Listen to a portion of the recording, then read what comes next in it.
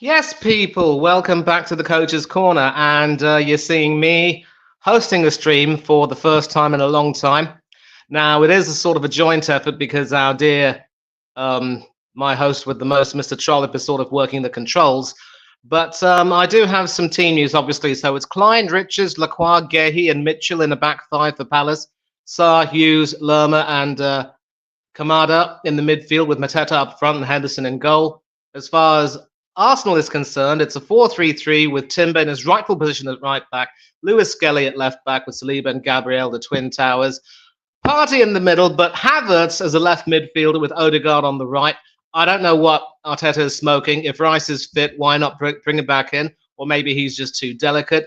Jesus up front after his hat-trick heroics on Wednesday against the same opponents at the Emirates. Now he's gone over to Selhurst Park, and it's a different kettle of fish altogether, different circumstances. Saka on the right, Martinelli on the left. And of course, Nketiah and Turner, the ex-Gunners, are on the bench board.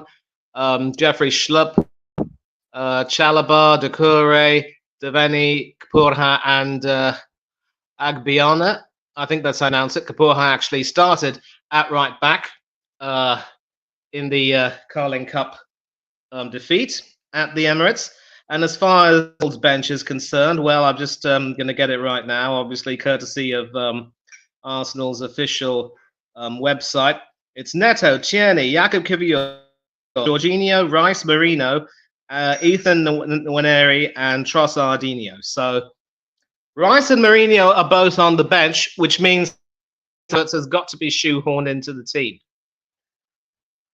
If Havertz doesn't perform well tonight, this has got to be a case of money down the drain. And of course, Mitchell and Klein will be expected to perform the role of wing backs to support the back three for Palace. So it's more of a 3-4-2-1, as it were, with Mateta on his own. And we're still using the 4-3-3. We've always played our best football using the 4-2-3-1. But given that our strikers these days are absolutely poor, you know, I can't say very much. Now, the situation as it stands is that a draw will be enough to take us back into third after Nottingham Forest briefly overtook us with a win at Brentford, ending Brentford's excellent home record this season. My condolences, or commiserations rather, to Steve Jenkins, aka Mr. B. He was at the game and was hoping for a good end to the year, but sadly didn't get it.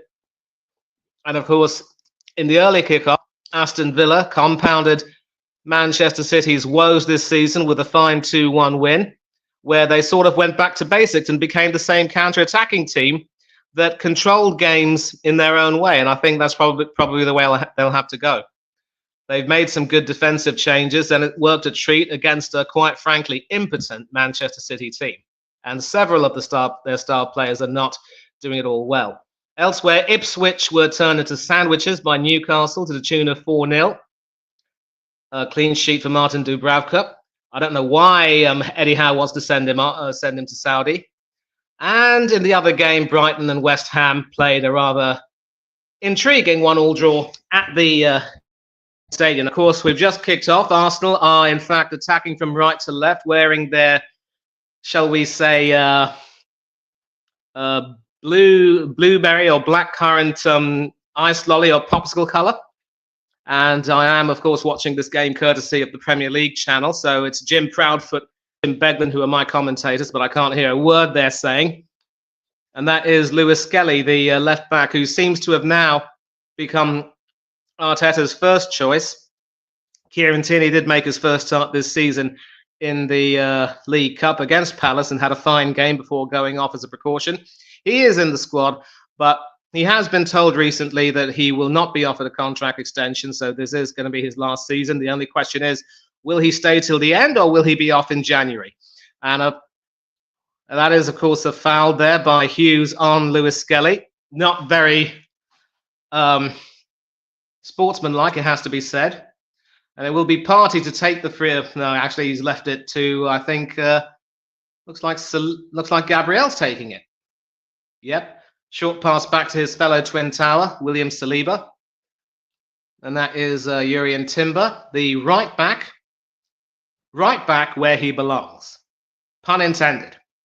And of course, hopefully we've got some people in the chat. So if any of you are in the chat, let's be having you, as the coppers would say back in the UK. And of course, this is the season to be jolly. So maybe you're in the company of this jolly copper. Although I won't be jolly if we don't win. Saliba. Pass back to Raya, who's looked a little bit shaky in some respects, but still manages to keep a few clean sheets. Odegaard. Magalhaes. Back to Raya. And a more routine clearance, hoping to find a teammate, which it does. And it's Saka now who's able to work his way out of trouble.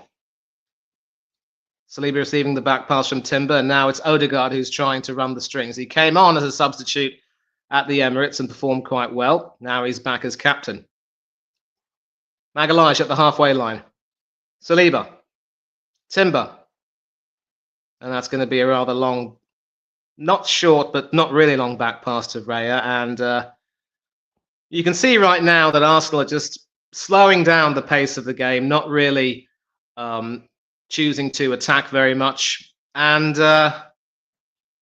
it will be interesting to see if they maintain this style of play for a very long period of time. They're going to probably look to counter-attack as well. Timber. Sort of being forced back there, but he's got Raya backing him up, and Raya can send it long. And out for a throw. Hoping to find Saliba there, but Saliba couldn't. I mean, Saka, I should say. Hoping to find Saka, but get to the direction of the ball. And this will be Tyreek Mitchell, in many ways being sounded out as a possible candidate to be called up by England to play in the left-back position. Luke Shaw's injury troubles are not giving him any more any peace, and England need a left-footed left-back.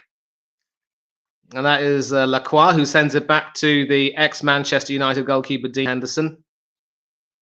And now you can see Arsenal are having the lion's share possession, but the combination of Mitchell and Kamada there forcing a throw off Timber, who protests but to no avail. And of course, the Arsenal fans are wearing black armbands today to mark the sad passing of former Arsenal and England international George Eastman, who sadly passed away earlier today at the age of 88.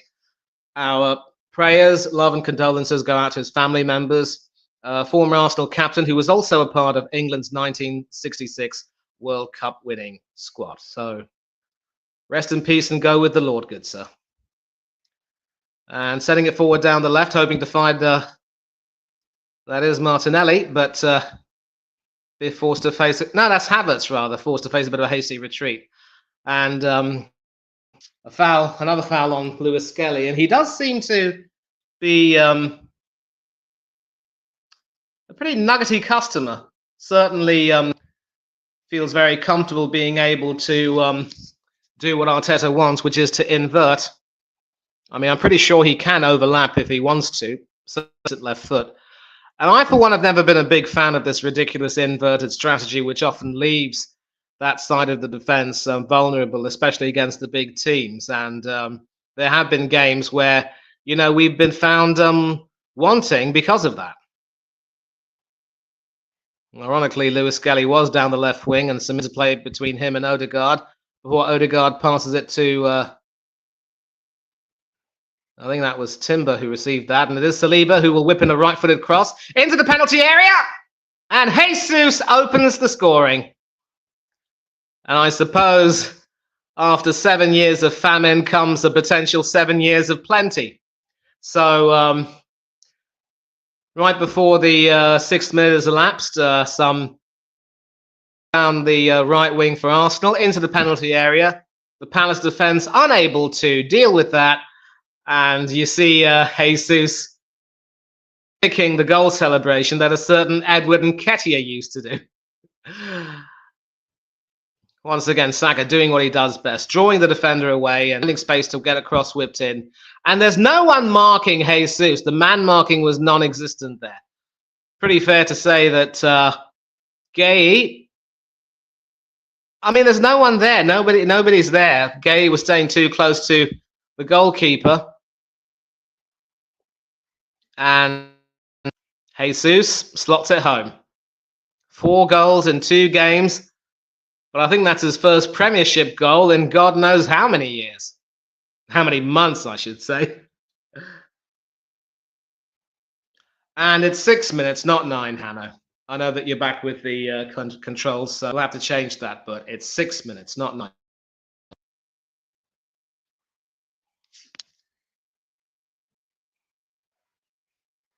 Actually, a guest joining us, Kyle Howie, whose Manchester United team will be playing tomorrow. And we will definitely welcome him, certainly. And of course, the worst part about doing this on my phone is that I have to make sure that I have a charge point ready for when I need to charge my damn phone if the battery gets low. Lewis Skelly with the throw. Simon's down the left, they're looking to attack, but Martinelli is dispossessed. Only as far as Partey, though, and Martinelli can try and make amends. He's not quite able to whip across with his left foot, given that he's almost incorrigibly right-footed. But, you know, again, it's another inverted sort of mentality.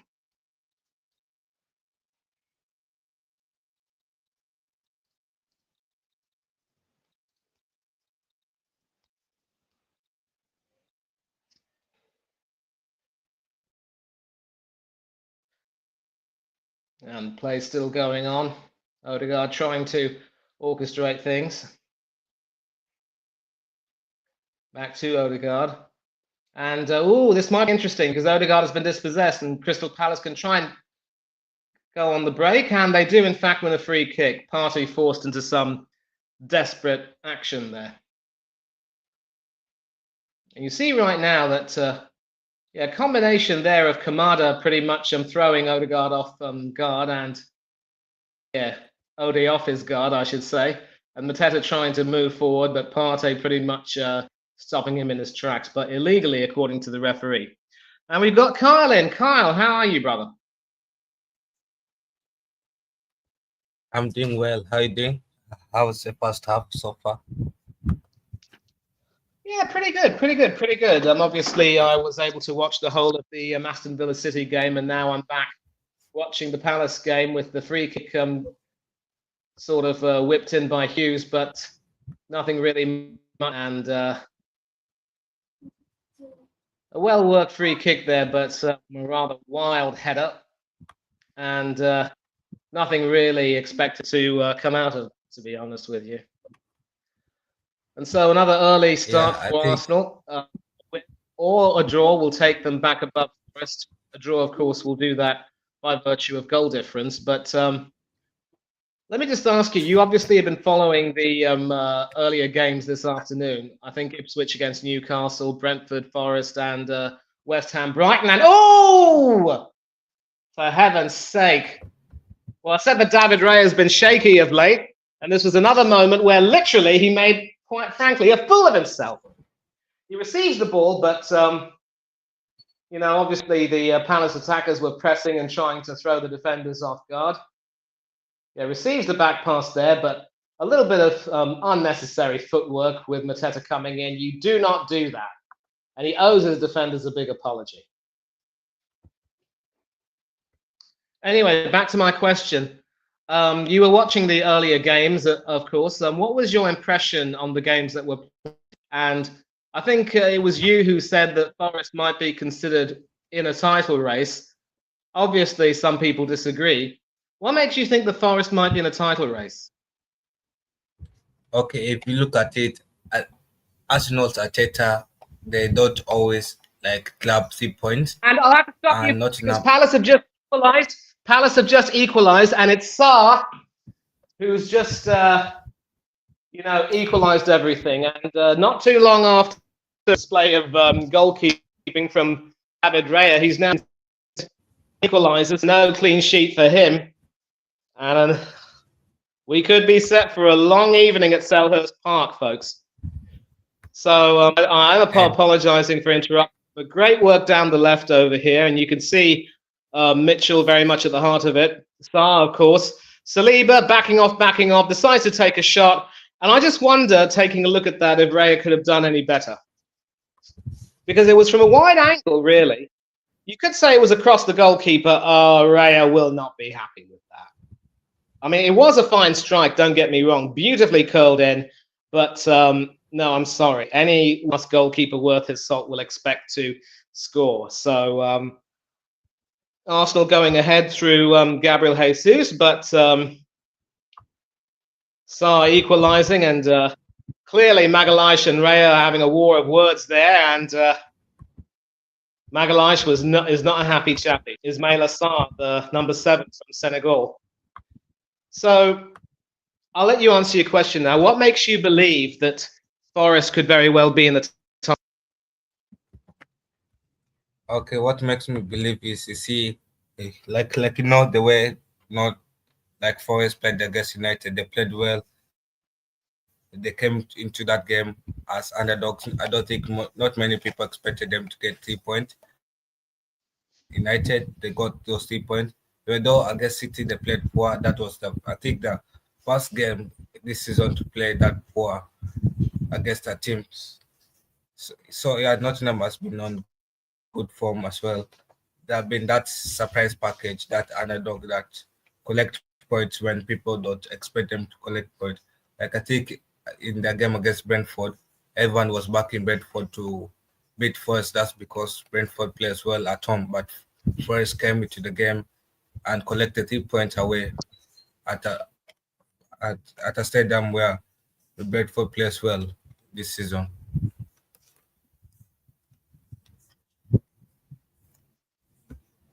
And that's what makes me think Forest are in the title race and now. And also teams like Arsenal, like Arteta will tend to drop points. Liverpool will tend to drop points too. Yeah. Can you hear me? I mean, certainly Arteta is in danger of dropping points here, although, as I've said, a draw will be enough to take them back to third. But Arsenal do have a corner, and they are coming back quite furiously. It's whipped all the way quite far, hoping for a header, a shot, and they're back in front. And who else could it be but Jesus again? My goodness me. 15 minutes, and we've seen 3 goals already, 2 of them for Jesus. And as I've said, it's 7 years of famine followed by 7 years of plenty. 5 in 2 games. He's scored all 3 against Palace. He's scored 2 against Palace now. And I think it's fair to say that if Palace never see Gabriel Jesus again, it will be too soon. So the corner from Martinelli was sort of an in-swinger, which went a little bit far. And it was Partey, I believe, who sort of, ended up getting the ball and laying it back to Jesus to shoot. And it wasn't an easy shot, mind you. He almost sort of side-footed it, really, through a melee of players, but the curl was just exquisite. And Arsenal are back in front and could very well be taking 3 points back to the Emirates. So thanks for answering the question on Forest, but at the moment, the top 3 do look like remaining Liverpool, Chelsea, and Arsenal. Of course, it's normally during this December, January period that certain teams can go through a few blips. Certainly, Arsenal's performance against Everton was nowhere near good enough. And I think it's fair to say that they still have to, they still can't take things for granted. And that is, of course, a foul over there. And I believe he's protesting his innocence, but the referee's having none of it, giving him a bit of a talking to. That is Jefferson Lerma, of course. And it was Daichi Kamada, who ran in and sort of, upended Jesus and sent him to the floor. And of course, the earlier game was, Aston Villa against Manchester City, and as inconsistent and at times poor as City as Villa have been in terms of their ability to close out games and their game management. I think City this season have pale shadow of the team they used to be, and really is a shadow hanging over them. Of course, they're spooked, and not even the Ghostbusters can save them. But obviously, there have been so many theories as to why this could have possibly happened. You talk about the absence of Rodri through injury. He is, of course, out for the season. And that is a poor foul by Saliba on Mateta, and that will be a Palace free kick. And fast and frenetic action from Selhurst Park at the moment. But, you take a look at City. It does seem to me that there are some deep-rooted problems over there, and several of those players have pretty much overstayed their welcome. There will be a clear out. I don't know if necessarily Guardiola will walk, because I mean, if you make such a seismic decision like that, you've got to have someone who can come in and try and do a better job, the way Arne Slot has been able to do after replacing Jurgen Klopp. But what's your perspective on Manchester City? The mighty have fallen, haven't they? Yeah, I feel like Manchester City is in a tricky situation because the owners will have to choose between protecting their form right now or respecting a manager that has won them four Premier League trophies back to back in the recent seasons. So and plus remember also they have just recently given Pep Guardiola a new 2-year contract. So imagine sacking him after giving him that new 2-year contract. It will be embarrassing for the Abu Dhabi group as well. So I think the situation will not change. I think they'll just hope that Pep Guardiola can change it around before March, and maybe they can get points and finish in a decent position so that they can back him in the summer and fix the problems they had this season. Yeah, that's what I think Yeah. for Well, City. obviously, regardless of whether Guardiola stays or does indeed decide to go, I mean, obviously, it goes without saying that he never should have signed that new 2-year deal. I think there will definitely be a clear out. The likes of goalkeeper Edison, definitely Kyle Walker, Ilkay Gundogan, Kevin De Bruyne, people like them who've been such a pivotal, almost totemic part of City's success, they will almost certainly have played their last season. I don't know if they played their last game necessarily because, Guardiola has to keep picking them. And there was even a comment on BBC Sport saying that Guardiola isn't really as tactically sound as people think he is because wherever he's managed, be it back at his boyhood club Barcelona or at Bayern Munich in Germany or Manchester City, he has been given money to burn, you could say. So now there's a situation where things are quite difficult and it requires him to display some tactical nous and acumen. He's been found wanting. Do you think he's been tactically poor as well during this run? I mean, he did say, of course, it's my fault. I have to find a solution. I'm not able to do that. Would you agree with him there? Yeah, I feel like Pep Guardiola has like Jurgen Klopp. I feel like Pep Guardiola is running out of energy. Like you can tell that this season changed his Oh, the possessed he has chance for an changed his equaliser, style. but Raya saves it. And yeah, I'm sorry, Carl. Back to you. Yeah, as I was saying, like you know how Klopp was like tactic wise in the last season or as Liverpool manager. I feel like we're seeing that in Pep right now. Can see Pep is running out of energy, he's running out of ideas, and he has changed his tactics into a way where it's not the same Pep that you see at Bad City anymore. Like Bad City used to have versatile players that can cover up for players when other players are injured. And now we see when Rodri is injured, there's no player like in my City side that can cover up for Rodri. Whereas in the last seasons, there could be that there's not that versatility anymore. Like if Haaland gets injured, I don't think I think Man City will suffer more because there's no striker, there's no backup striker to come in and cover up for Haaland. I think um, Also the centre backs as well. Yeah, And of course, that's what I think. now for the 22nd minute, the Selhurst Park crowd rises to applaud Alfie Adkins, a fan who tragically lost his life, of course.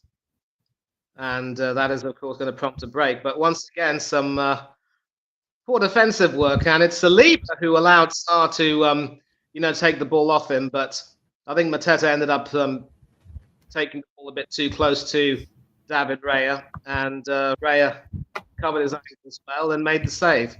But Arsenal's defense looks really shaky. And it's interesting how you've spoken about how Guardiola's running out of ideas. We've seen as well Arteta this season in several games look as though he has run out of ideas. Now, today, for example, obviously he had to, reward Jesus' hat-trick exploits with a start, and he has, of course, rewarded him.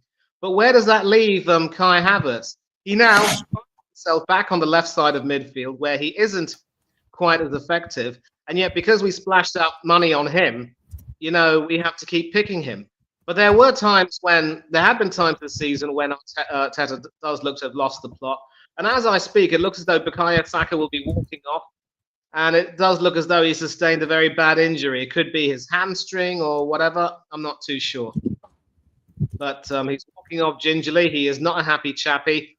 And on comes Leandro Trossard, who has the ability to play on either wing.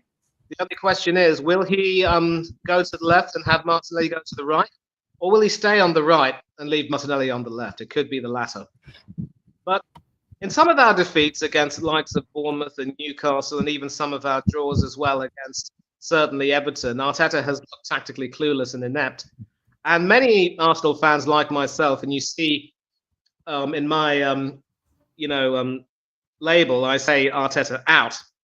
Because if he doesn't win any silverware, he's got to go. And I'm one of those people who is not going to be happy with a mere Carling Cup or even an FA Cup, because all that's going to do is really paper over the cracks. How do you rate Arteta as a neutral? And would you agree with me when I say that maybe he's reached his ceiling this season? When I saw Arteta being appointed as manager, I remember telling, I think a friend of mine that was an Arsenal fan, that Arteta will not go far at Arsenal because Arteta doesn't have experience of managing a club. He's stepping out Yes, of Carl, go ahead. being an assistant, and his first manager job is a big team. That is a big step up from being Pep Guardiola assistant to managing a big team as your first job. So I think that's a problem for Arteta. It could be an issue from my side. So I think after this chance, I'm going to have to refresh and possibly come back in. And this is the worst part about doing StreamYard on your phone. Even with Wi-Fi, sometimes it can really muck things up for you. I'll be back, people. Carl, just give me about 30 seconds, yeah? Okay.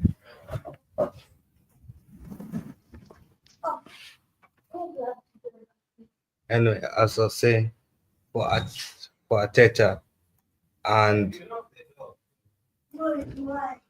as I was saying, for Arteta, he's learning on the job. He's learning how to manage a big club. He's learning a lot of things, and it will take him a lot of time. That's taken 5 years. What has impressed me is how he has managed to, at least in the last 3 seasons, to compete with Pep Guardiola in a tight race for the Premier League. Yeah, even though it was a big competition, it was a tight competition, but at least, yeah, I think it's still not the right man to take Arsenal forward. That's what I'll say about Arteta. He spent a lot of money, and if he doesn't win any silverware, he should be sacked this season.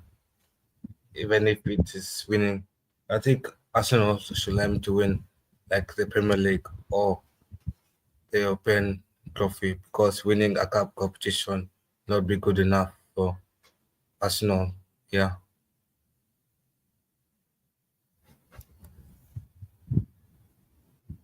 back. You can hear me.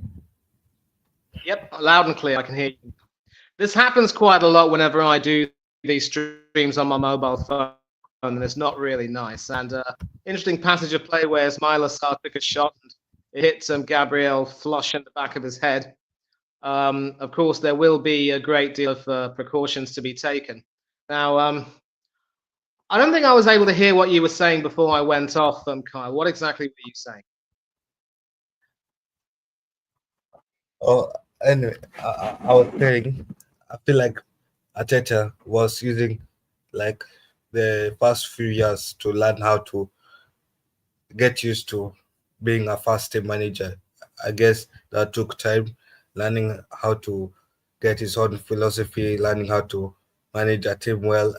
And I think, like any other manager on the first managerial job, they'll fail at doing that. And I think for Teta, he stepped into a big club too soon and too early. That is problem. And if he doesn't win, if he doesn't win a trophy, this like if he doesn't win a European trophy or win the league, he should be sacked because even if they're winning like a cup competition, that's not good enough for Arsenal to win a national cup competition. Yeah, that's what I'll say. And also he has spent a lot of money and there's no results from the money he has spent. So it's a must win this season. Arsenal cannot go another season trophyless. Absolutely. I'm glad you agree. And the ironic thing is that he came in his first 6 months win an FA Cup with players who were predominantly Emery players, but then said about dismantling that team, getting rid of some of the better players and replacing them with guys who aren't quite up to their standard. We got rid of an outstanding goalkeeper in Emiliano Martinez, who has gone from strength to strength with Argentina and with Aston Villa. Now has them playing really well in the Champions League, and he's grown a great deal. Neither Ramsdale nor Raya are really fit to lace his boots, and he was recently named the FIFA Pro Best Goalkeeper award yet again to go with the to go with the Best Goalkeeper award at the Ballon d'Or ceremony. And Pierre-Emerick Aubameyang was a proper number 9, a striker with quick instincts, but Arteta mismanaged. And quite a few one or two other players who easily could walk into this team. And several of these players now have promised a great deal, but have delivered very little, it has to be said. So I'm glad you agree with me that a domestic cup will not be enough. And, he has to really start winning something. And I think one of the things in his brief he said was that he wanted to win the UEFA Champions League within 3 years. And that's a clumsy foul there from Odegaard, but the referee plays advantage. And it is now to Ismail Assar, who whips it into the penalty area, but that is a tame cross, really, which Raya gathers quite easily. We've just crossed the 30-minute mark at Selhurst Park. It is Crystal Palace 1, Arsenal 2. Gabriel Jesus putting the Gunners ahead on 6 minutes before Ismail Assar equalising with a fine shot, which I do believe Raya should have done better with. And Jesus putting them back in front, courtesy of a corner kick. A very fast open game with some great attacking play, but some poor defensive moments as well, it must be said, from both teams. And speaking of poor defensive moments, that's a dreadful foul there from Magalhaes, and the referee will not hesitate to put him into the book there. Tugging Ismail Assar's shirt and sending him tumbling, as blatant as you like. So, who do you play tomorrow, Kyle? Yeah, we're playing Bournemouth. It's not be an easy game at Bournemouth because of the head-to-head as well. And I think if United if United underestimate Bournemouth, United can lose to Bournemouth the same way how City lost to Bournemouth. So that's what I'm afraid of. I feel like we should be sharp. We should not play the same way we played against Tottenham. Even though it was a rotated game where both teams rotated, it was a poor performance. We still lost. Yeah, I don't think the same players that started in that midfield pivot Ericsson should not start in that game. He should be on the bench because he played poor. Actually, should be relegated to the bench. Yeah, that's what I think. And it's a must win for us. If we get a win, we could potentially go to maybe 11th place or 10th place. Yeah, so it's a must win. Yeah, thanks for that. And I didn't watch the game, obviously, because I don't get coverage of the League Cup, but I was watching updates from BBC Sport, and it does seem to me that Amarim's team selection cost you lot in a very big way, with several players in that team having hardly played any first team football this season, getting a call up. Altai Bayinde ahead of Andre Onana, Victor Lindelof back into defence, and Christian Eriksen getting a start on his home ground on his return to Tottenham Hotspur. I think the team did seem to be a little bit disjointed. Spurs were making them pay, but then in typical Spursy fashion, they very nearly threw it all away. And yet they've now got a tricky semi-final against Liverpool, but while to play Newcastle, and that's not going to be an easy match, especially when you consider how well Newcastle have been playing these past few games. So yeah, it's going to be interesting, but the Crystal Palace corner at the moment, a lot of penalty area. The referees having to, calm things down, giving Lewis Skelly a bit of a talking to.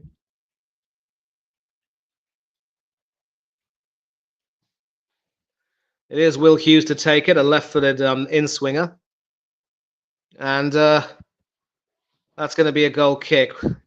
Some big activity. And again, it's Lacroix who had a header which was sent wildly over early on in the game. And this one is no different. So unlike Saliba and Gabriel, this centre-half isn't able to get his headers on target. At least not today. But certainly at the moment now, things do look to have settled down a bit, and Arsenal can sort of, slow the pace down and try to dictate terms. But again, they're starting to look very shaky at the back. And it worries me as well, because although we did do well in holding Chelsea and Arsenal to draws, it's always going to be the games against opposition you take for granted that cost you. And I'm sure you agree with me on that. And that's why you were telling me you cannot take Bournemouth for granted. And I agree. Do not take them for granted. They gave us a bloody nose at Dean Court. And I know that they're going to be coming to the Emirates near the end of the season. They could potentially be a team that scuppers our chances of winning the title, although it could also be that our chances would have been scuppered long before then. So, yeah, if you don't respect your opponent, if you take your opponent for granted, be prepared for humbling. Isn't that right? Yeah, it is that.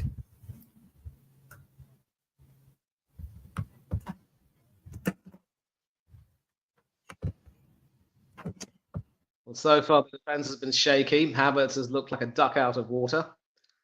And although his team are currently 2-1 down, Oliver Glasner can be quite satisfied with the way they're playing. Arsenal throw, though. Urian Timber to take it.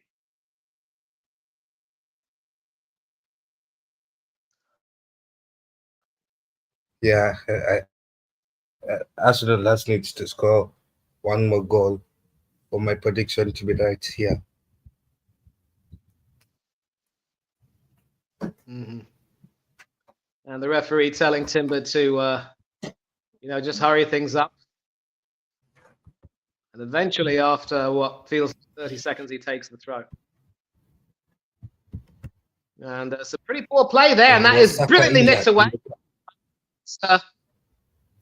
Well, I believe that was Assad who tried to make something happen there, or was that Jesus?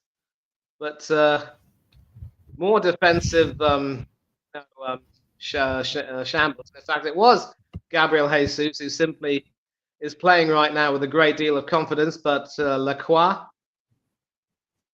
was able to come back well in time. He did have his hand on Jesus' shoulder, but crucially, he was able to get a touch of that and send that behind for yet another corner. And set pieces have given Arsenal joy in recent times. They certainly gave Arsenal joy when Jesus scored his second. Maybe Jesus could have a hat-trick within 40 minutes of the first half from this corner. Left-footed, it's Odegaard. Oh, and it's headed off the bar. And Crystal Palace's defending has been, so far, at times, shambolic. But Arsenal haven't exactly been rock solid either. It's all happening at Selhurst Park. It's all happening. And once again, there seems to be an issue. I somehow am being able to tell when there's an issue on my side because there's sort of an indicator of that. So I will try and see this action through. Martinelli on the right. Chubbing it. Oh, that is a shambles, but I think that goal's disallowed. Oh, no, it's not. It's been given. Yeah, third goal. I'm not too sure what Will Hughes was thinking, heading it back towards his goalkeeper. And from out of nothing, 38 minutes, one up. And you can see that he's almost embarrassed to have scored that. And now this could be the start of Arsenal completely running right, unless Crystal Palace find something out of it.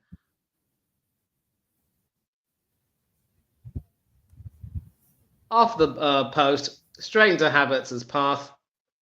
I'm not too sure why they're possibly checking this, but I don't think there should be any kind of a check, to be honest. Was there a hand? Whipping it in with his right foot. And it was actually Will Hughes who was out jumped there by Jesus.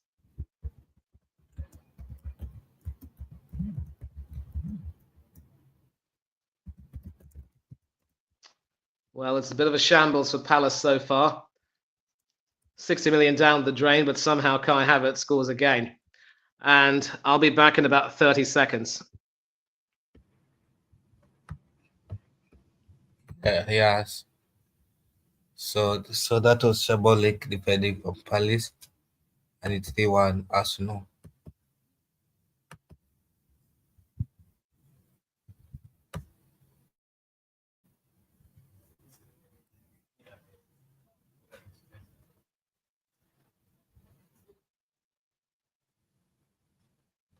Yeah, it was a solo goal, no assists.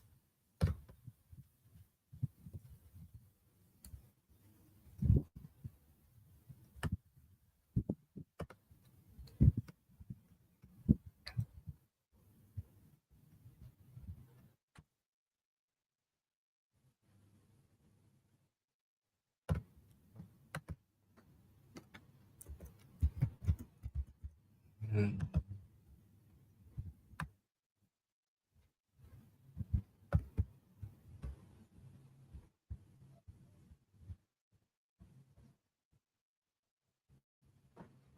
Five minutes left of the game.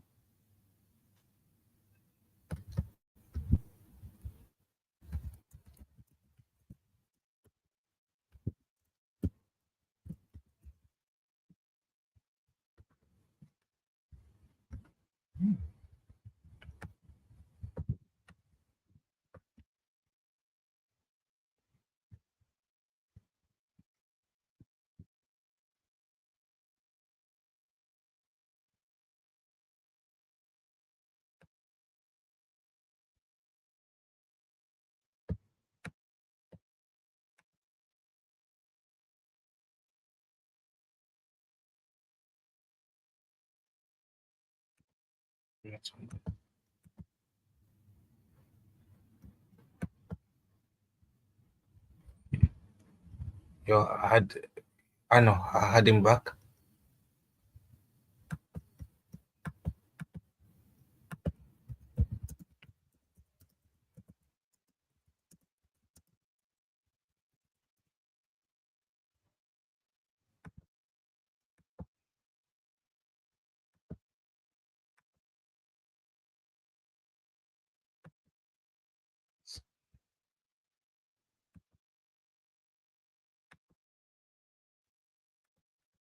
Wait, I'll be right back.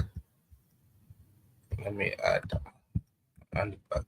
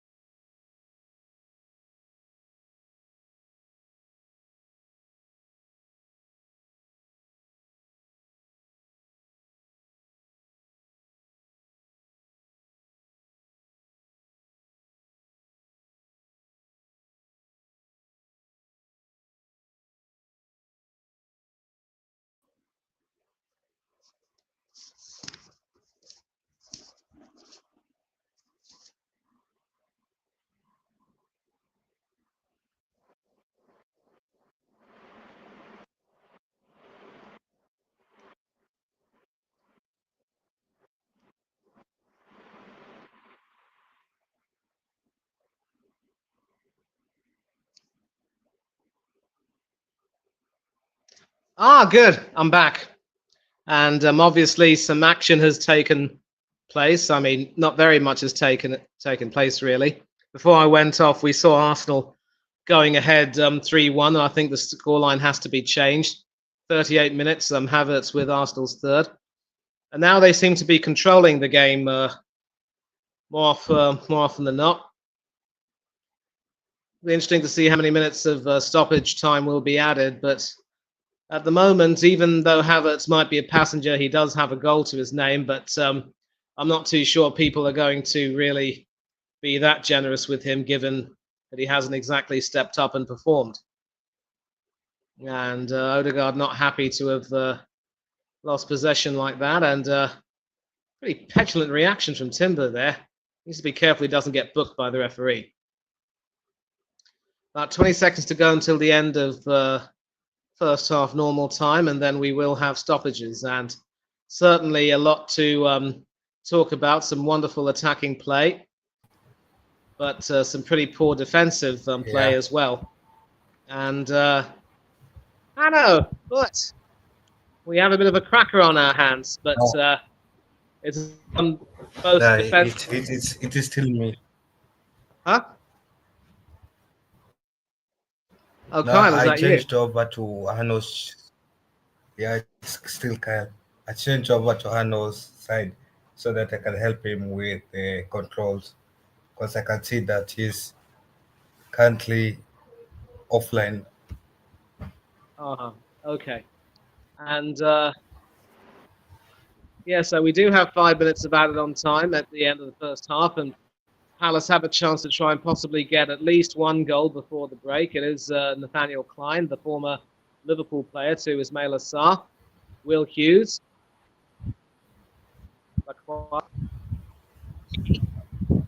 send it across to Mitchell. That is into the penalty area. Takes it back to Mitchell, and it's whipped in, and that should be. And free kick I to think they've had a corner. Arsenal. 5 more minutes added on. Yeah. Well, Palace obviously showing a great deal of industry down the flank, and I think that might probably be a goal kick. No, the last touch came off Magalhaes, so that is in fact a corner. So, or is it? Nope, it's a goal kick. Reyes had a bit of a shaky first half. redeem himself somewhat with that save from Mateta. He will need to be careful, though, because he is starting to get found out.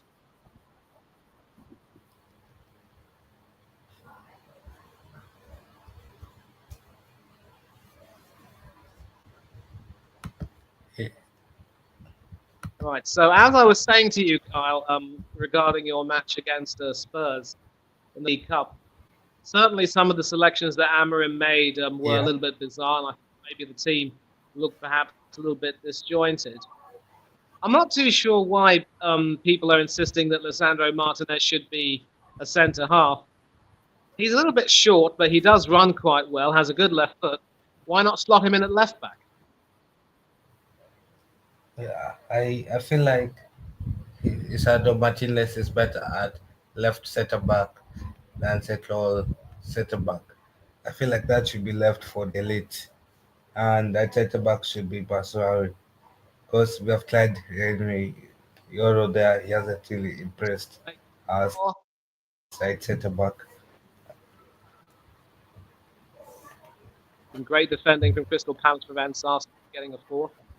And into the last minute now of stoppage time.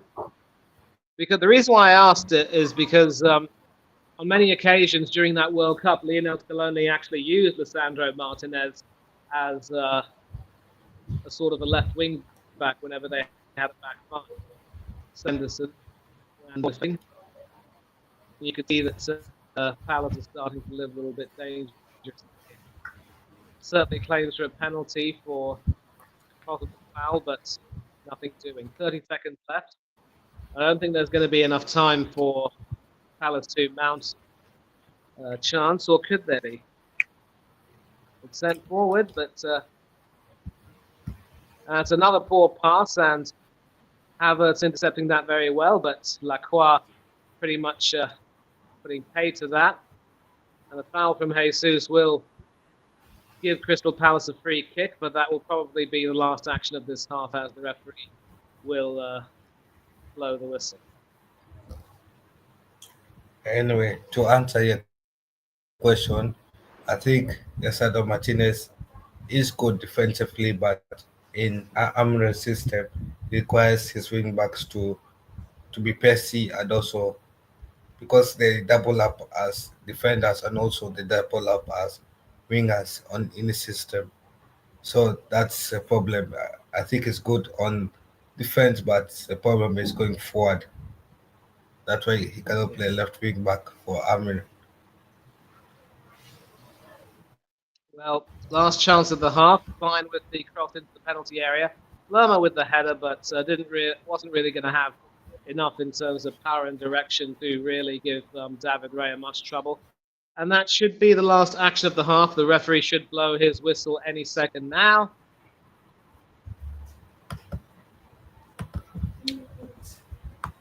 And he does. Well, Gabriel Jesus has written the story again. 2 goals for him, 1 goal for Havertz. Put Arsenal into the lead twice. And in between Jesus' 2 goals, Ismail Assar with the fine equaliser. So both teams certainly showing a lot of attacking enterprise, but defensively there are a lot of poor moments. And both teams are going to have to do some thinking in order to try and get something from the game. I think Crystal Palace were never expected to, cause Arsenal too many problems. Certainly would have wanted to give a better account of themselves after that poor draw against Everton. But another big headline is that Bukayo Saka has left the field with an injury, and wonder if that will necessarily affect Arsenal going forward. However, Havertz has put them 3-1 up. A header onto the post. That was quickest to reach it.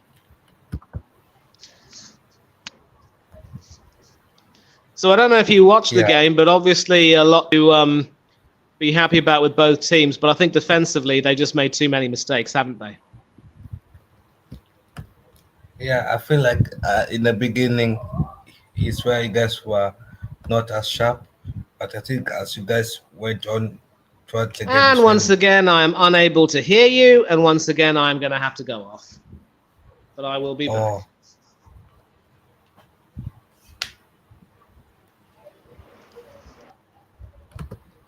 Anyway, as I was saying, I think Arsenal, like when they started the game, they started not as sharp as they'll have loved to. Yes, so with some areas where Crystal Palace took advantage of that.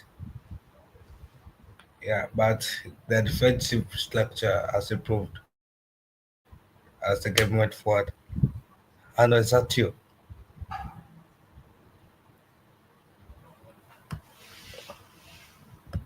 Oh,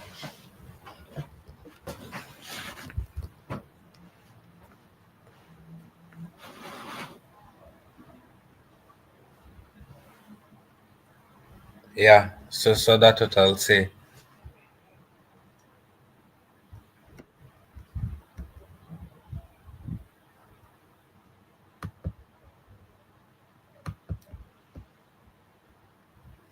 And as I was saying, yeah, I feel like your defensive, And a big yeah, stat your defense from had me. some problems here.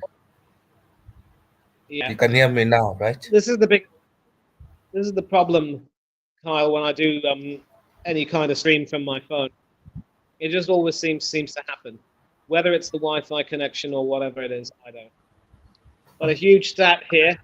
Jesus has scored 5 goals now in his last 2 games, both of them against those games against Crystal Palace today and on Wednesday. But his previous 45 appearances, he scored exactly 5 all competitions.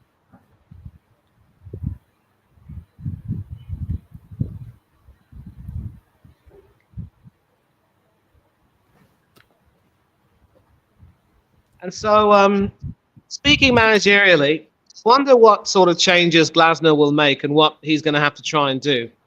And now that Saka's gone, he is going to have Sard and Martinelli staying fit for the whole game, right? Yeah, I feel like what he needs to take out some players. Like it looks like Richard has not had a good game so far. Also, McGahey hasn't had a good game, so the centre backs that is a problem. Nathan Klein hasn't been as offensive as he'll have wanted to. Their midfield has been good quite well. Their attacking midfielders has been playing well. I think I Sarah is their best player of the match so far. So I think he stays on. So it does. If I was him, I'll take off Nathan Klein. I bring in somebody to improve that. Also Richard as well and McGuy. Yeah.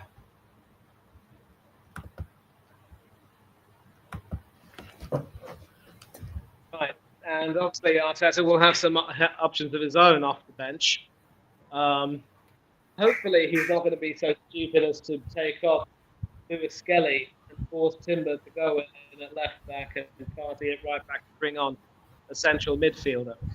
I certainly wouldn't say that Havertz been really good, but he hasn't probably been bad. And for what it's worth, he has a goal to his name. And taking a look at the highlights, obviously, we've got Clinton Morrison and Ian Wright, both former Crystal Palace strikers, of course. Wright also played for Arsenal. And you can see over here on the left wing, there is nobody marking Gabriel Jesus. He's got the entire freedom of that wing. All he has to do is just slide it home. And he says, muito obrigado. Thank you very much. Yeah. So obviously, he found the crust of the way, but Sar's equaliser. I mean, obviously, Saliba not having the best of games, sort of backing off, allowing him to shoot. And the analysis here is, of course, that Partey has moved away from Sar, so Partey is not quite able to watch Sar's movement. And there's a huge distance between Partey and Sar. Saliba's backing off. And I really do think that the keeper should have. I think a much taller goalkeeper will certainly save. say that the shot was across the face, but he should never be allowed to score from out wide. But Jesus scoring second, slid through a melee of bodies into the top corner. You can see the bend on that gave Henderson no real chance there.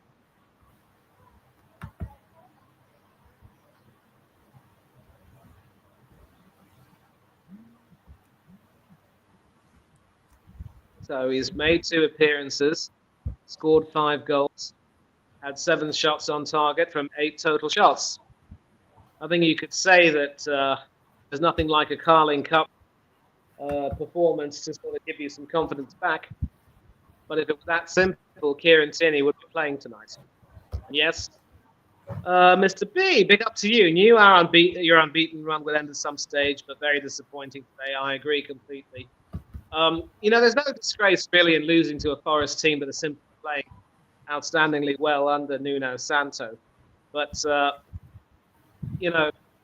think you will be disappointed not to have even scored. And a lot of questions to be asked and answered. And this is, of course, the Havertz goal. And there was a header there from Hastings, which went to the post. Otherwise, that could potentially have been his hat-trick. Henderson thinking that header was wide, but it hit the shot. Even here, I believe Henderson probably at least should have moved a little bit. I think they were appealing for an offside, but it was never going to be. And more questions for Crystal. Can't really hear what Clinton and Ian are saying in the studio, but we are taking a look at now the Saka injury, and it looks like he has done his hamstring. His hamstring or his quadricep muscle.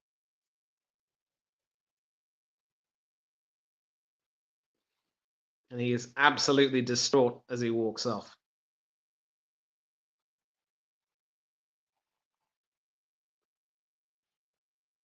Now, it does stand to reason that as long as we have a good replacement in Trossard, there's no reason why we can't keep starting him. But another big issue was that Trossard's form prior to been a little bit inconsistent.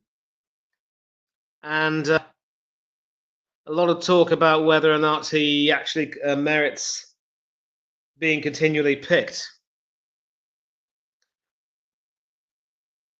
And we're seeing that Magalhaes header onto the bar. Arteta knows his team have had some really good chances. Probably the best chances all game. As far as the Eagles are concerned, they're being grounded and defeathered.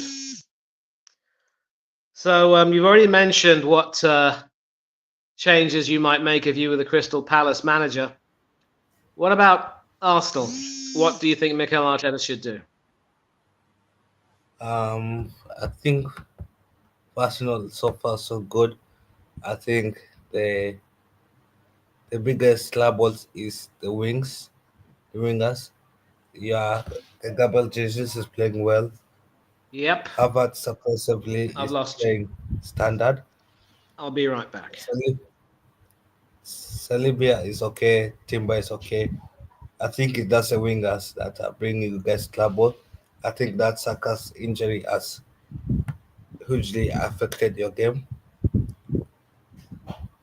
Yeah, so for me, I bring off the wingers, but again, I don't know who can replace those wingers and improve the game again. So I don't think there's nothing much to improve from the game on Ateta's side. It does to concentrate and not to bottle the lead.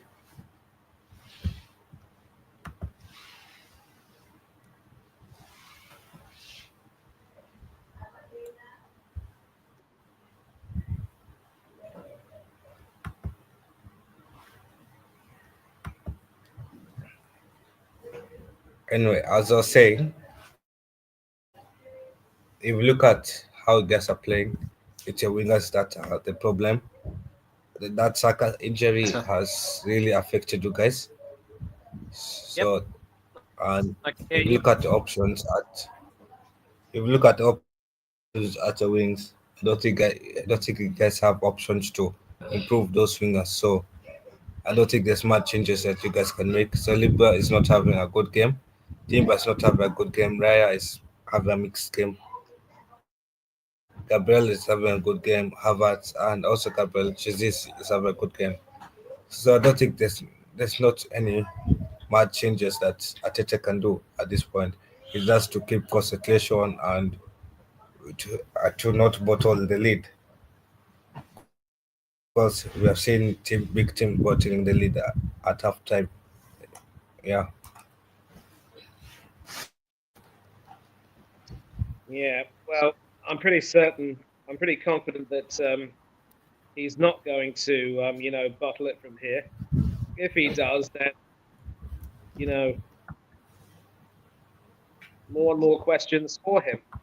And of course, Palace do have some options off the bench themselves. Eddie Nketiah scored. Uh, I was hoping that it would be pretty poor for us during his time at the Emirates. And if he does manage to score, then it's going to be another indictment of how poor our defence is. As you've said, Saliba has not had a good game, and there have also been times when he's looked very, very inconsistent this season. There was a time, of course, when we were demanding he be picked more, and in fact, Deschamps actually chose to make him the starting defender for their European Championship campaign this year in Germany. Since then, though, he does look to have gone off the boil a little bit. And I'm just not too sure why it's that sort of a case with him. And some halftime entertainment. We've got the Grinch dancing at the moment.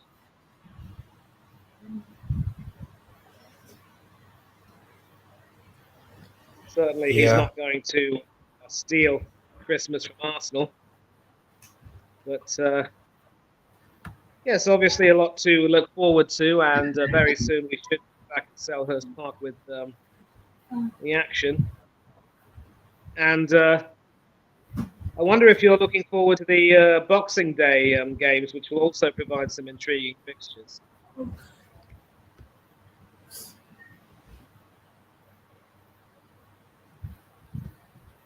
Kyle? Yeah, I agree with you.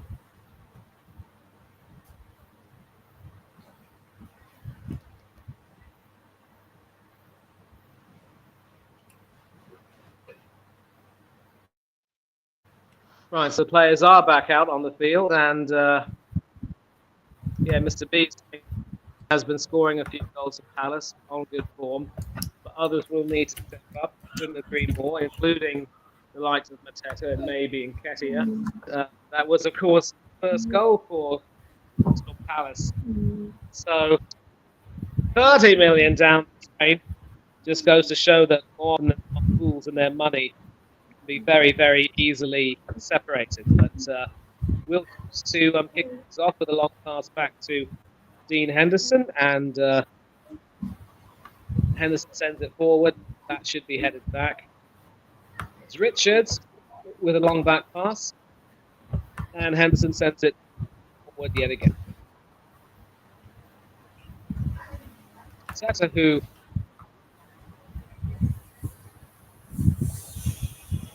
does eventually a throw, but looks to me as though Arsenal's defence are trying to beat Mateta in his own game, be a little bit more physical.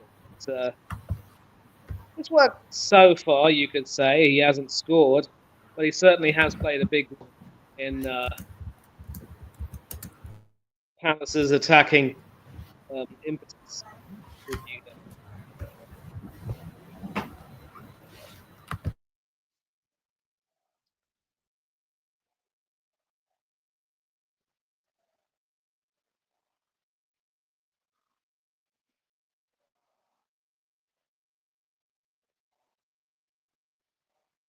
Yeah, so I'll have to dip, but it's an enjoyable stream. It was nice coming on and watching the game with you. So yeah,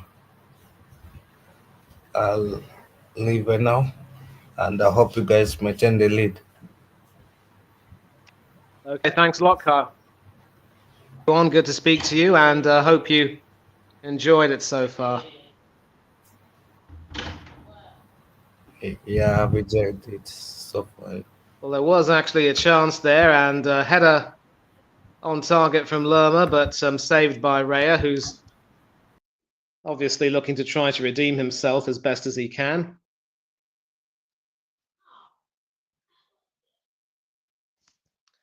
And once again, I'm going to have to keep my phone on charge.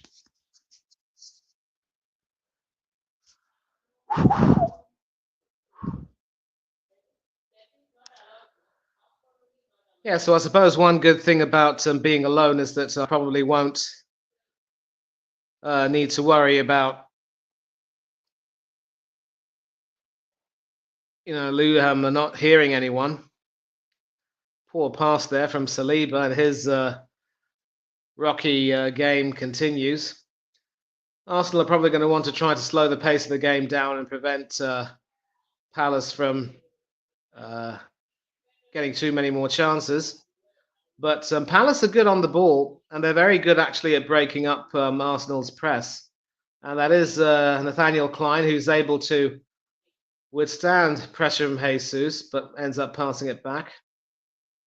Lacroix to Gehi. Gehi all the way to Mitchell, who's gone further forward, but he passes it back to Gehi. Will Hughes. And that is Richards, who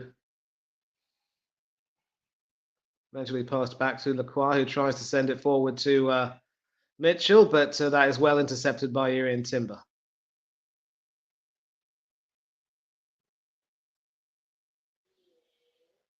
And that'll be an Arsenal throw.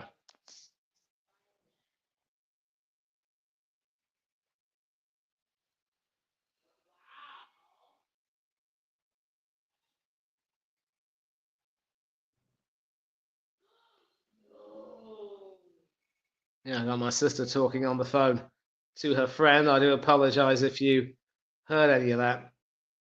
And Arsenal with a chance to attack, but some better defending from Gehi, and Mitchell ends up winning a goal kick.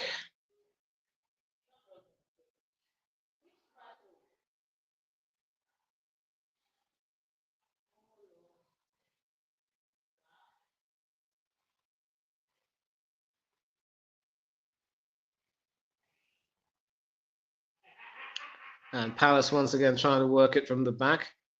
Hughes to and that is sent forward. Is it kept in play? Yes, does very well indeed. Great work there from Mateta. And the corner.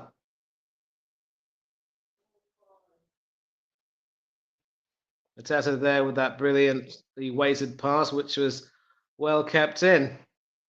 I think that was must have been Nathaniel Klein who did that. I don't really know. But 15 minutes gone. It is Crystal Palace 1, Arsenal 3.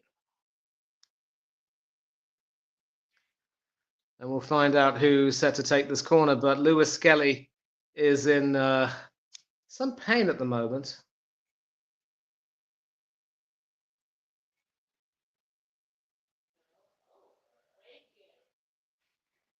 Well, obviously, Mateta impeding Lewis Skelly, sending him to the floor.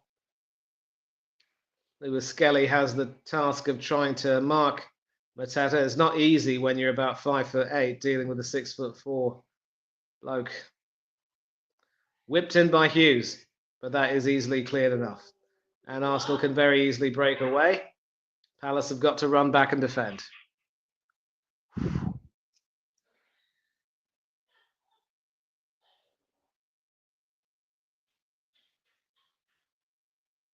Party.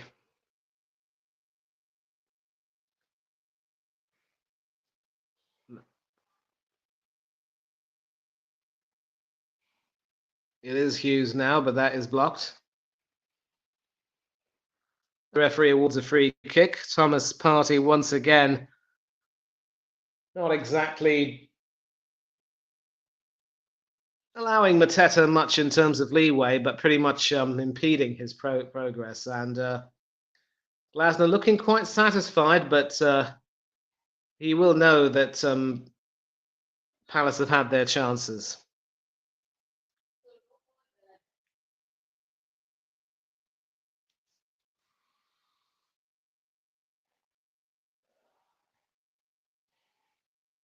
Lacroix,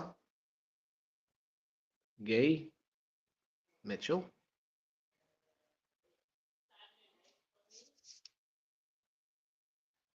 And Palace can try and move forward. Mateta running the strings once again. He's got support on his right, but he opts to shoot. And, well, that's another double save from Raya, but that was a pretty weak header. And I think it was, well, Mateta obviously should have considered someone on his right.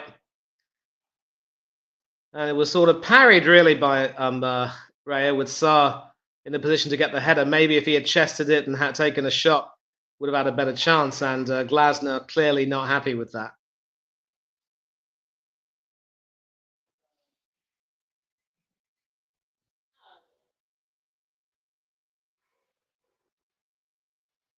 And now Arsenal have to try and move forward.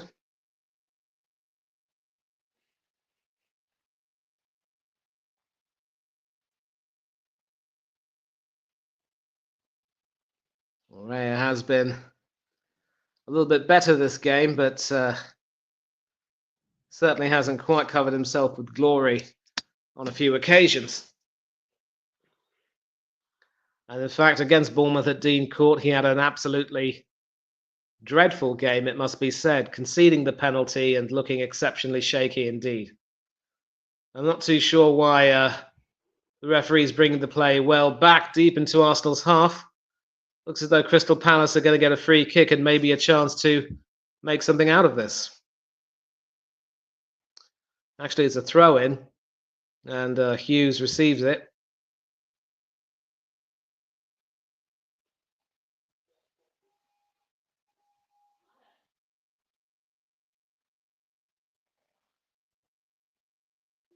Martinelli now with the throw.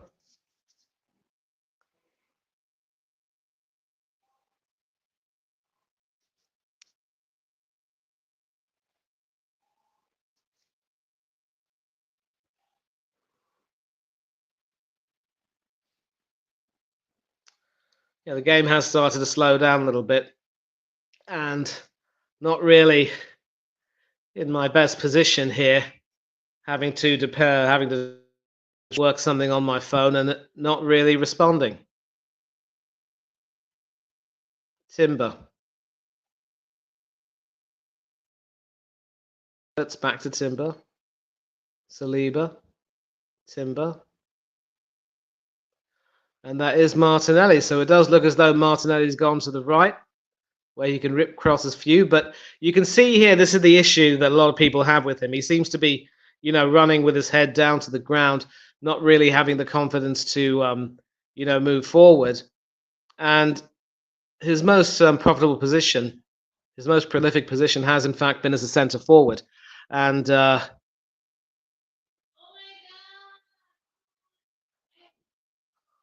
not too sure why the referee awarded Arsenal a free kick there. Was it for simulation from Will Hughes? We'll find out sooner rather than later. Could very well have been simulation. And Huskies are great and very smart too. Wonderful to know. Certainly not like a certain Muskie.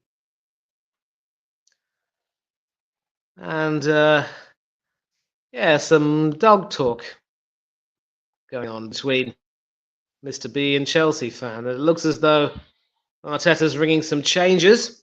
It looks as though he is going to bring off Lewis Skelly and bring Calafiori on.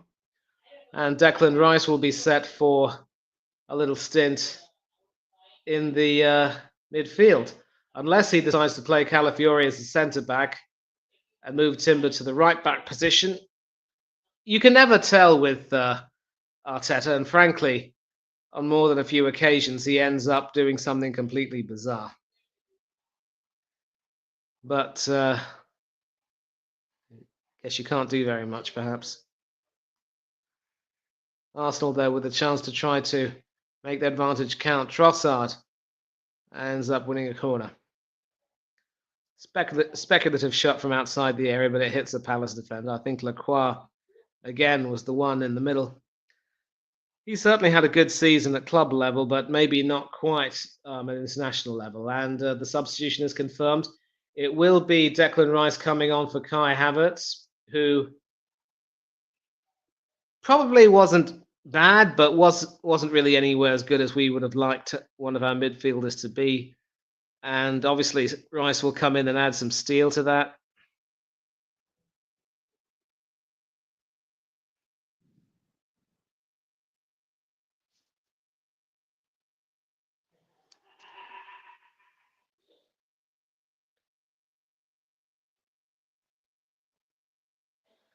And confirmation that it is Lewis Skelly who's coming off. So Calafiori comes in and slots in right at left back.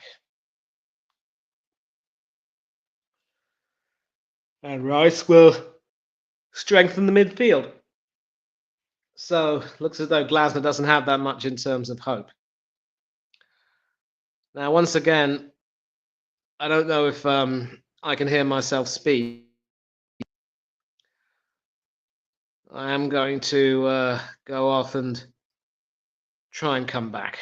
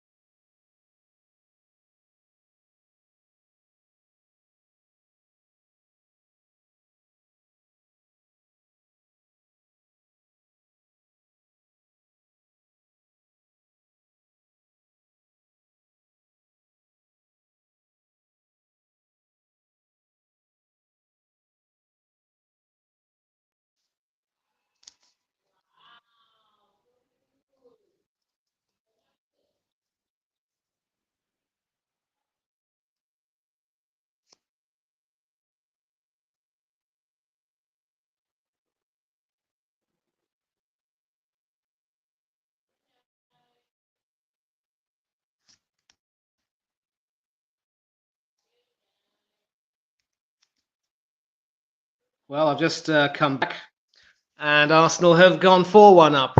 Some great work down the left. Trossard with a nice ball into the penalty area. Jesus with a chance to try to get his hat-trick, but saved by Henderson.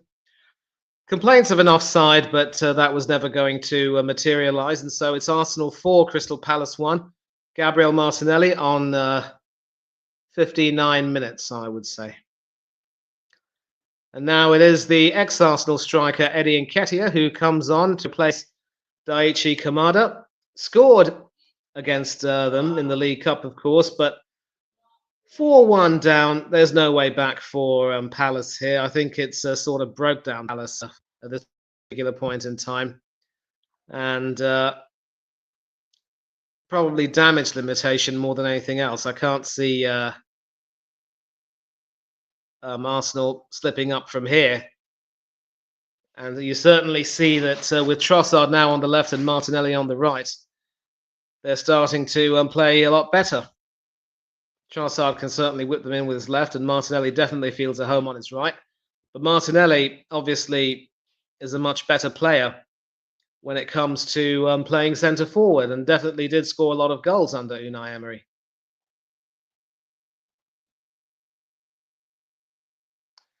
Some of the defending, though, has been quite frankly pathetic, and we've got away with quite a lot tonight. Raya definitely has gotten away with a lot tonight. And some great work there from Gay, trying to send it forward. I don't know if Saar was offside. The linesman had his flag down, but in any case, Raya was there to tidy everything up. And Declan Rice to Odegaard. Martinelli.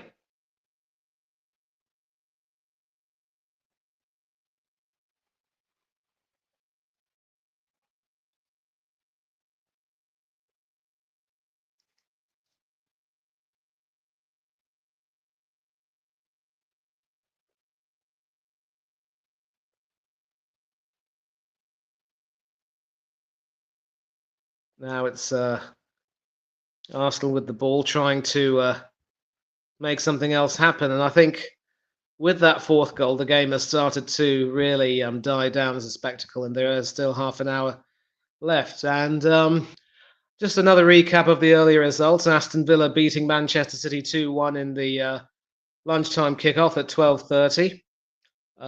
3 o'clock saw 3 games played. Ipswich given an absolute humbling at home by Newcastle to the tune of 4-0.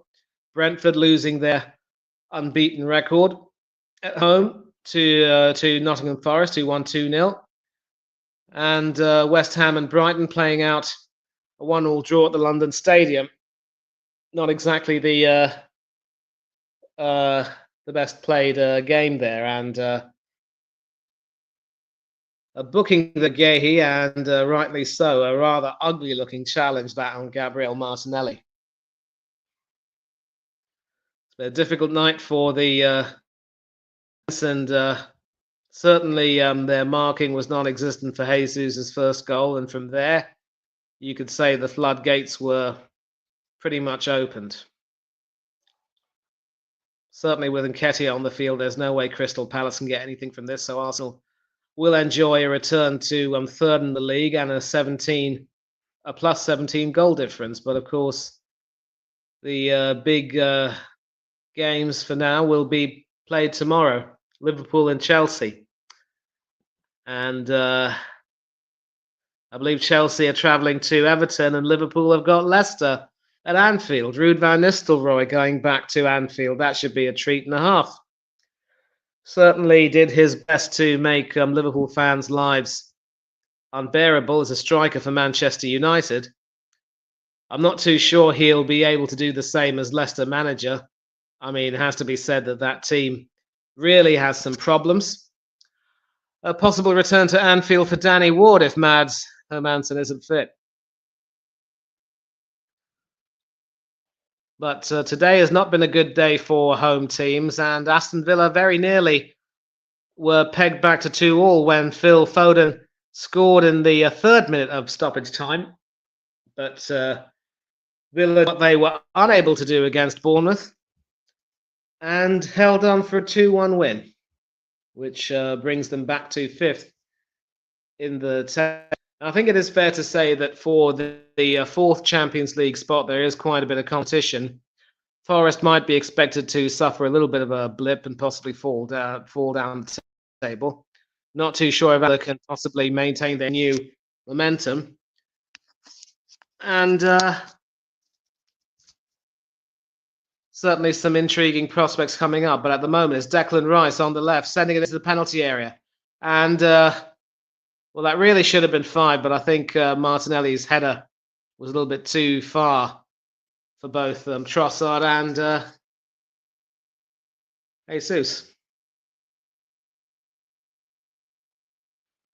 I think it's fair to say that Jesus wants his hat-trick. 2 hat-tricks in successive games would be wonderful. Mikel Arteta dare not take him off the field. No way. Some defensive work now, though. Tariq Mitchell. And the last touch did, in fact, the last touch came off Saliba, actually. So it is a corner. Eddie Nketiah making himself a bit of a nuisance against his former cronies.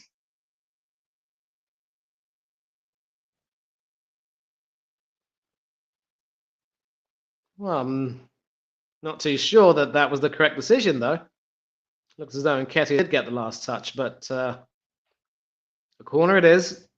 And you would like to see these things appealed and sent to VAR. A little bit more time. Outswinger from Will Hughes' left foot. And that should be easily cleared by Arsenal after a speculative header towards Dean Henderson. And I mean, not Dean Henderson, David Raya. Speaking of Dean Henderson, he collects a long pass back from Tyreek Mitchell.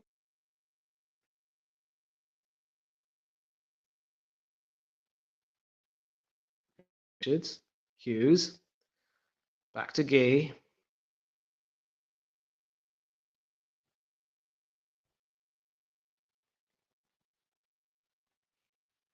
Hughes finds his way to Gee via Lacroix, I think.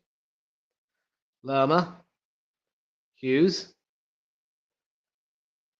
Richards to Lacroix, and it was very nearly intercepted, and that was a poor back pass there. And you can just see the difference really between Palace and Arsenal. Defensively, they've looked at times shambolic, and there are going to be some changes. That will be Lerma's last action of the game, as I think it's Abdoulaye Doucouré who will be coming on. 1/4 of the game to go. And it will be the number 55, Devaney, who will be coming on for Hughes. So Hughes has certainly been a fulcrum of a lot of things that have happened today, but it looks as though it'll be damage limitation. And I'm going to have to mitigate this damage by coming back.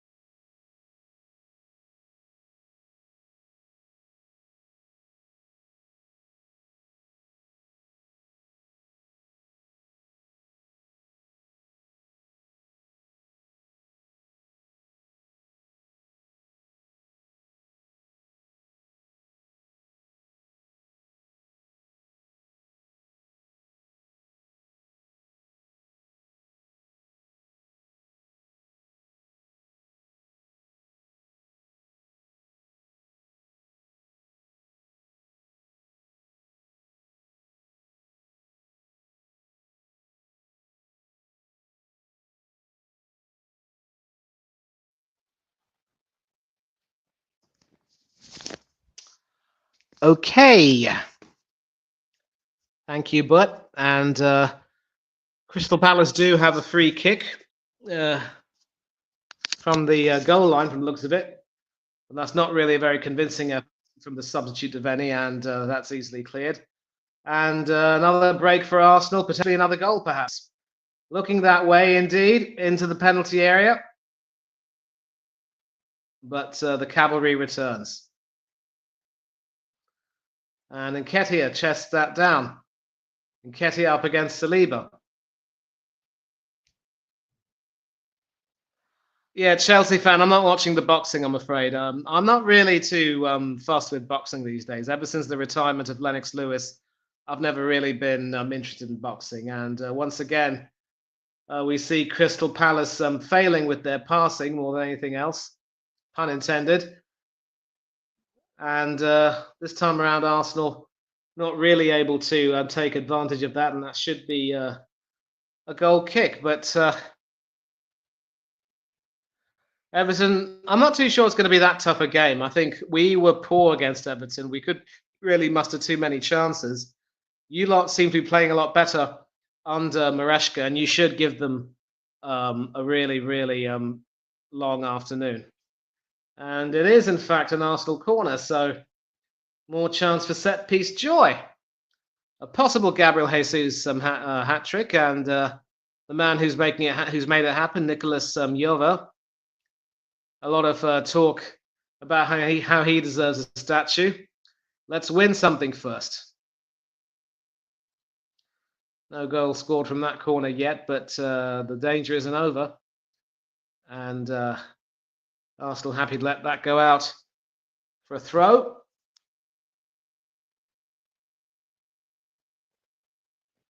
And Gueye on the floor right now, sort of squatting or crouching. I think the poor bloke might be injured in a way.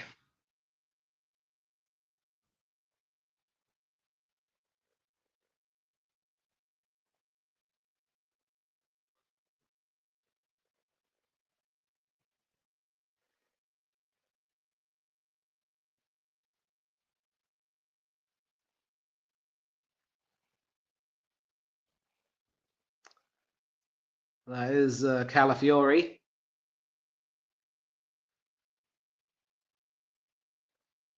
And that's sent out to Timber on the right. Martinelli. Back to Timber.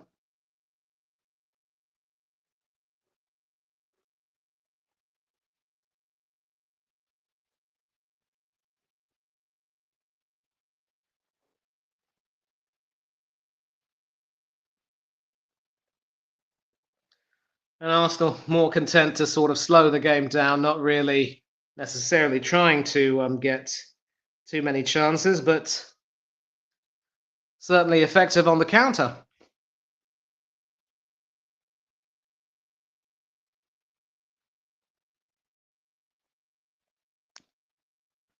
And Henderson claims that. And we are now into the last 15 minutes of the game. Certainly no chance of Palace getting anything from this unless, Arsenal completely implode, and Arsenal do look in control. And this is really the type of performance that you would want from Arsenal. But defensively, at times we were poor, and we got away with quite a lot of stuff. Defensively, Crystal Palace were even worse. Nketiah linking up with Doucouré, the substitute, both substitutes, in fact.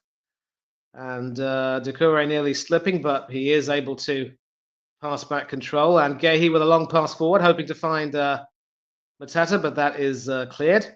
Nketiah up against Saliba now, and Saliba's able to wriggle his way past.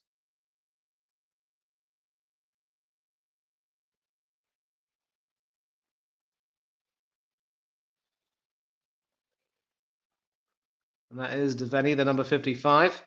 Mateta, Sarr. And they have had their moments, Crystal Palace, but just not really been able to take much advantage of them.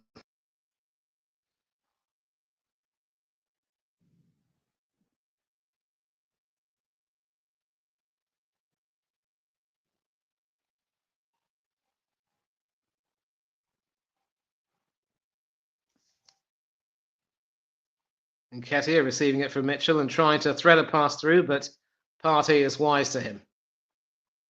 Doucouré. Sarr. Klein. Devaney. Across the field to Nketiah from that's Mitchell actually, rather. Passing it back to Gear. He and Nketiah went into the penalty area and receives that pass.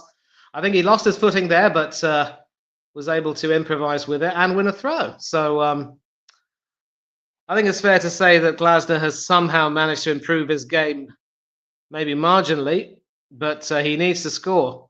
Otherwise, it will be 30 million down the drain. And yet, once again, Crystal Palace can't make their passes count, and Arsenal can find a way to move forward.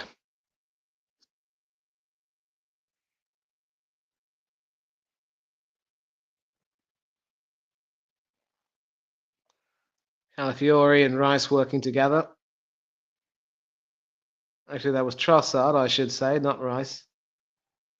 But there's nothing too much wrong with Palace as a team. I mean, obviously, they do have some good qualities. They can certainly break up any kind of active press, and they can certainly cause a few problems. But it's just that defensively, they've been quite poor today.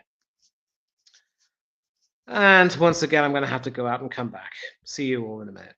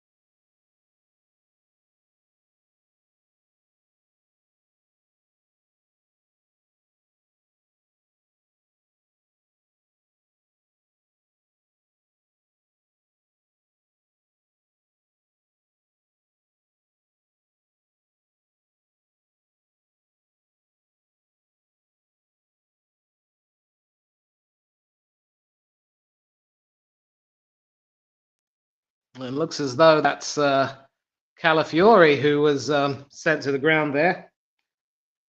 Poor tackle from Nathaniel Klein, deservedly booked.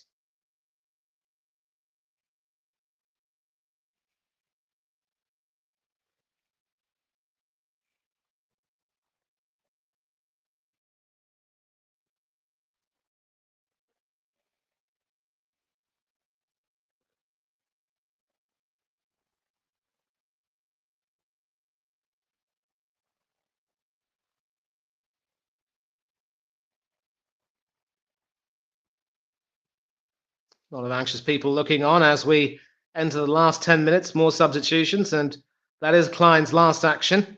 And it is Fora who has come on. He obviously made his debut for Palace in the League Cup in that game. And it will be Schlupp to replace Mateta, so definitely damage limitation.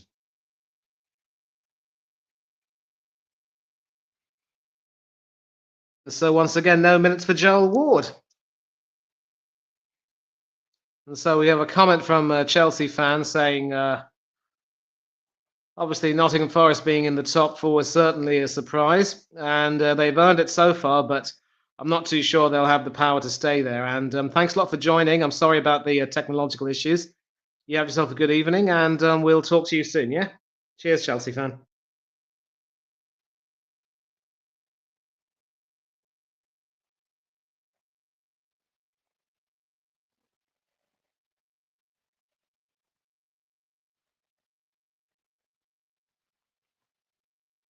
Arsenal pretty much now just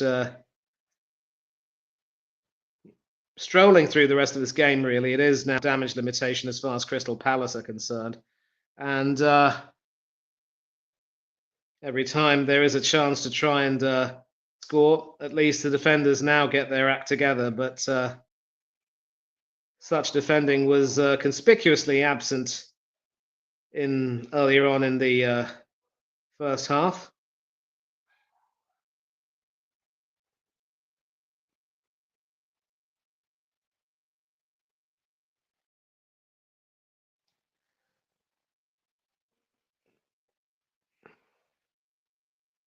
I think Glasner's also realised that there really is no point trying to get anything from this game with 8 minutes plus stoppages to go. And it is starting to become a little bit monotonous, but I'll be here until the end. And of course, Hanno, someone I do have to thank for working backstage and dealing with a lot of these issues. My computer is still out of commission, and I do promise you all that once my computer is back working, you will not see or, be subject to any more of these ridiculous inconveniences. Whenever I've done streams with Steve for his channel, I've always had these issues. And there have been some streams where things have worked really well. Maybe it might be due to the quality of the Wi-Fi connection on their end. But it's been a bit funny in a way trying to do this. And to answer your question, Hanno, we have 7 minutes left plus stoppages, and it's still deep in the Crystal Palace half.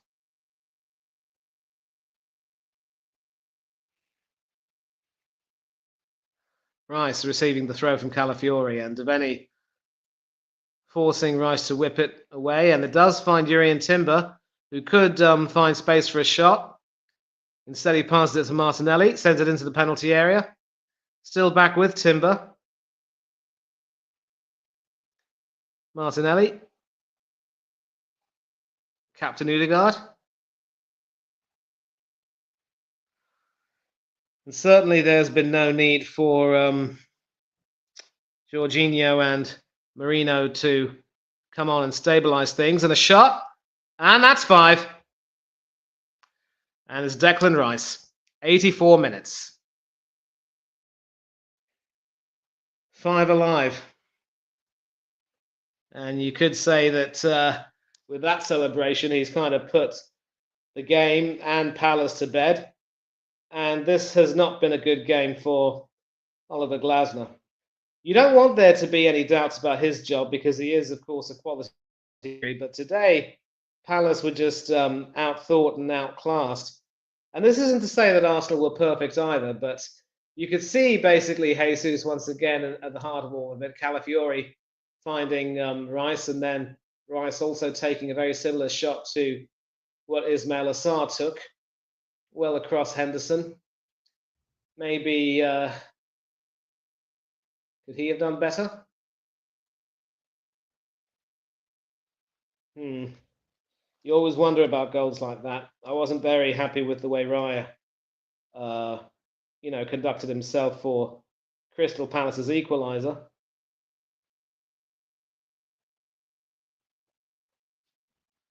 And you can see that combination down the left working quite well.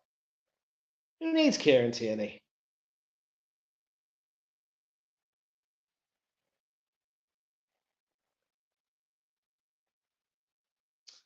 And more substitutions.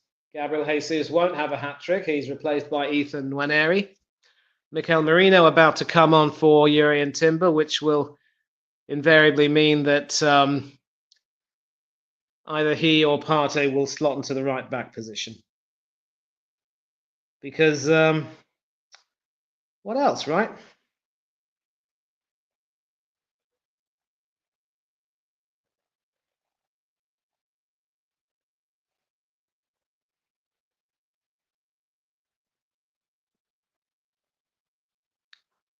Yeah, you can tell that Jesus was a little bit disappointed. He wanted the hat-trick, but no chance of him getting it. And obviously some other players needed minutes. And no substitute appearance off the bench for Georgie Porgy or Kieran Tierney.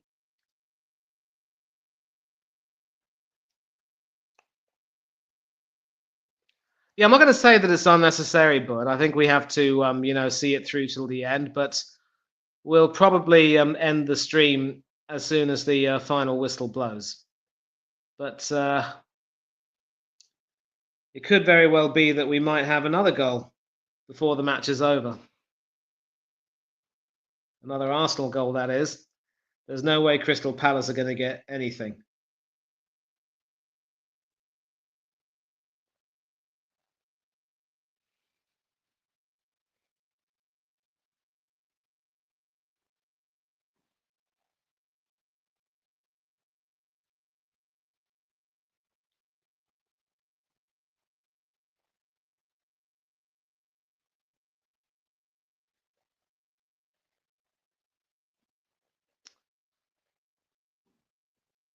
And a sort of mixed game for David Raya tonight.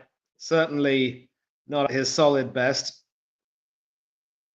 Made a couple of half decent saves, but you start to get the feeling that he's being found. He's being found out, and against a really good team, he could very well have an absolute nightmare.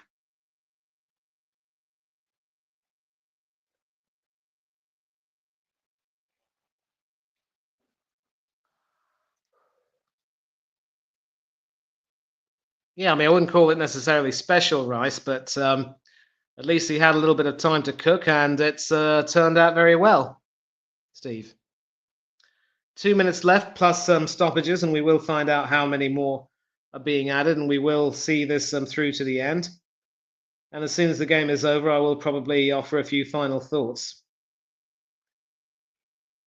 I pretty much already know what I want to say, but chance for a sixth, maybe. No, this time Mitchell and company ride to the rescue. But Nwaneri there very nearly getting a chance. Beautifully controlled, but I think that second touch might have let him down a little bit.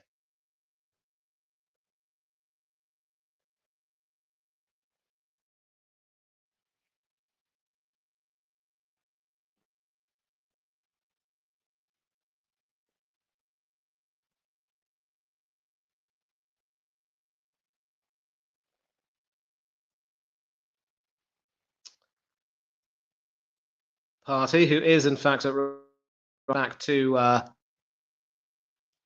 David Raya. Sadly, decision to make. That is Arteta's decision to make, and Arteta seems to like him a great deal. Hasn't given Neto any minutes, but that's probably because that poor bloke was cup tied. But Schlupp, it is with Nketiah now. 30 seconds left. Can there be a consolation for Palace? Oh, an unfortunate slip there, but well done from Kpoa to maintain his balance. And it is still with Palace into the penalty area, but some good defending, and Ray is able to gather quite easily. And I know you're not too fond of Flecken. I'm not too sure he could be necessarily blamed for either of the Forest goals today, or maybe I'm mistaken. And yeah, we do have 5 added minutes, and we will probably end the stream as soon as the game is over, but I will have to stop my TV from sleeping. It's on standby mode. Give me a minute, please, people.